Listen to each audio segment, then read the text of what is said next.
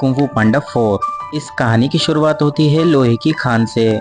बहुत से भेड़ दिखाए जाते हैं जो कि लोहा निकालने का काम कर रहे होते हैं। एक भेड़ जा रहा होता है, तभी देखता है कि वो मशाले बुझने लगती हैं और आगे की भी मशाले बुझने लगती हैं और उसे कोई दिखाई देता है।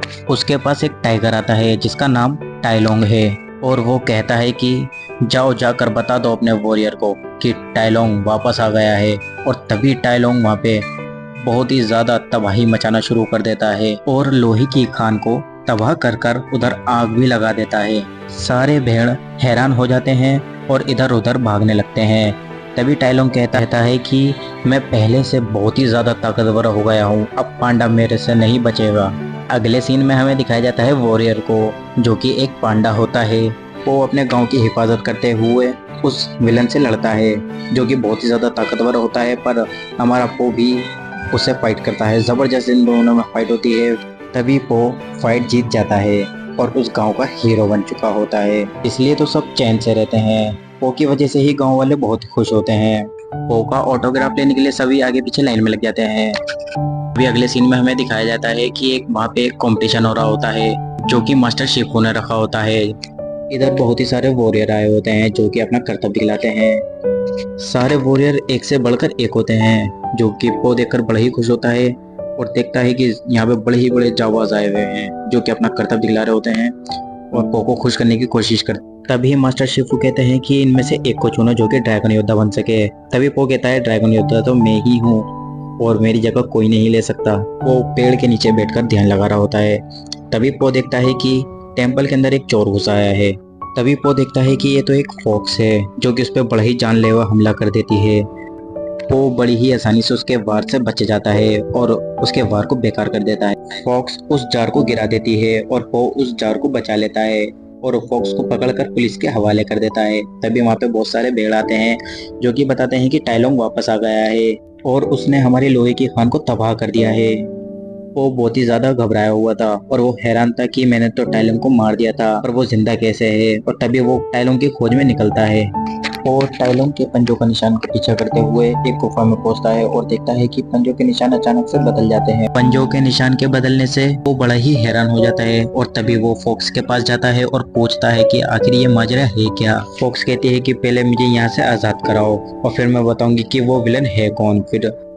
फिर फॉक्स चमेलियन की कहानी बताती है और कहती है कि वो चमेलियन जो बहुत ताकतवर है और मायावी है और वो हर किसी का रूप ले लेती है, यहाँ तक कि टाइलोंग का भी।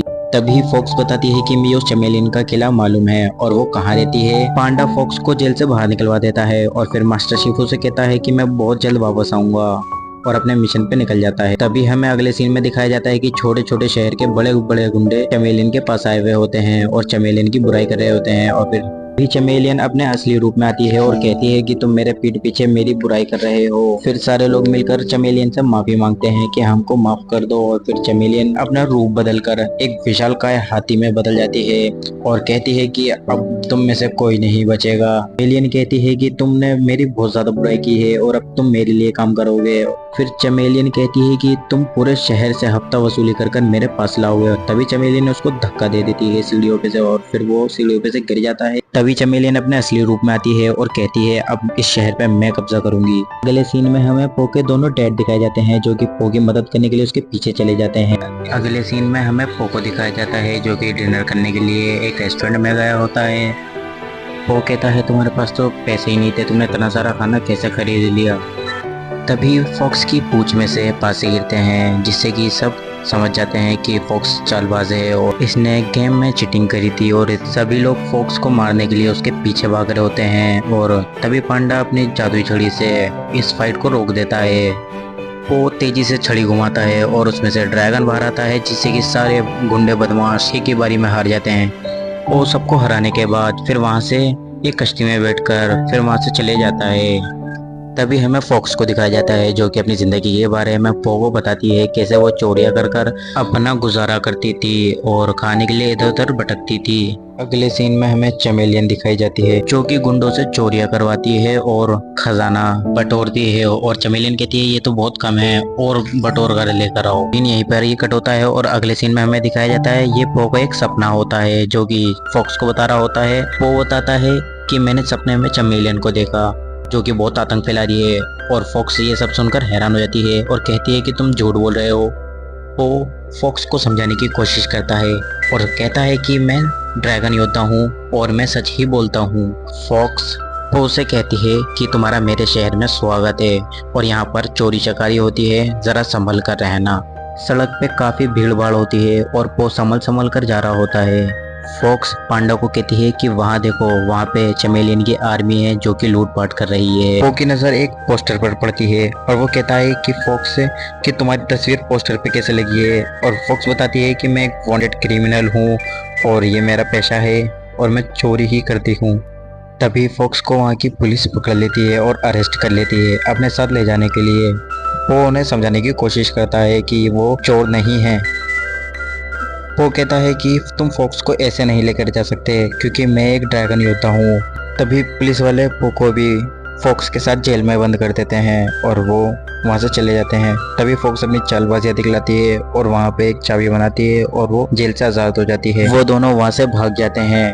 तभी फॉक्स बताती है अब तुम भी मेरे साथ वांटेड लिस्ट में हो। वो पीछे मुड़कर देखता है और देखता है कि एक बहुत बड़ा बेलों का झुंड उनके पीछे लग चुका है। तभी वो दोनों अपनी जान बचाने के लिए वहां से भागते हैं और वहां से फॉक्स छलांग लगाती है और वो दीवार तोड़कर भाग जाता है।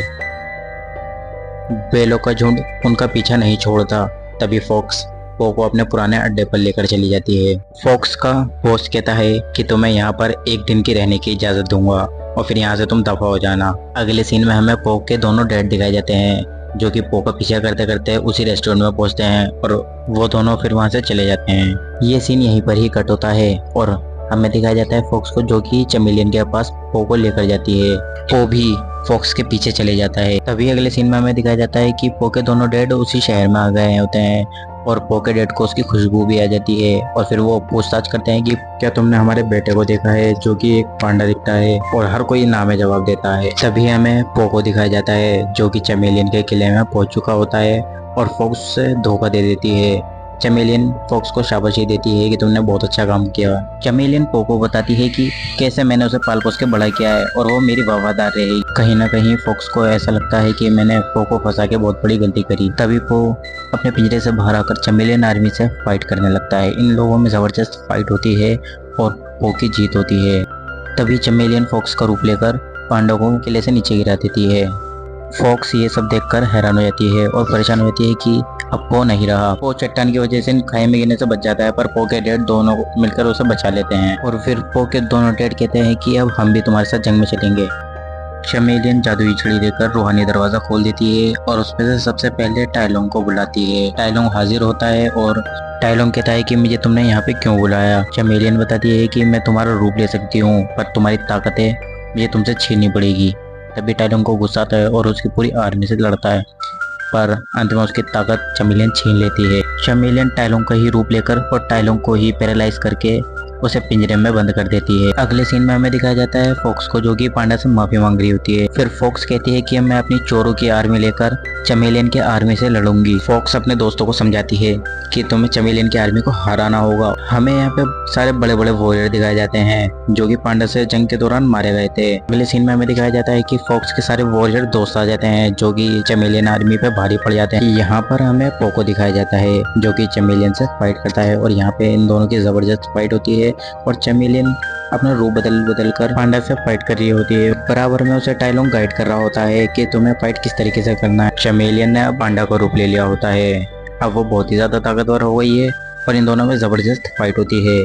चमेलियन इसमें बहुत ही ज्यादा ताकतवर हो गई होती है और बहुत ही फुर्ती से लगातार पो पे हमला करे जा रही थी और चमेलियन के लगातार पो पे हमला करने की वजह से पो बहुत ही ज्यादा थक गया था और चमेलियन अपनी ताकत से लोहा पिघलाकर पो को पिंजरे में कैद कर देती है। तभी पो फॉक्स से कहता है कि तुम मेरी मदद करो चमेलियन को हराने में, मैं पिंजरे से बाहर नहीं आ सकता, ये बहुत ही ज्यादा मजबूत पिंजरा। तभी फॉक्स चमेलियन से लड़ने के लिए उसके पास जाती है। तभी चमेलियन कहती है मैंने तुम्हें पाल पोस के बड़ा इसलिए नहीं करा ताकि कल को तुम मुझ पे हमला करो।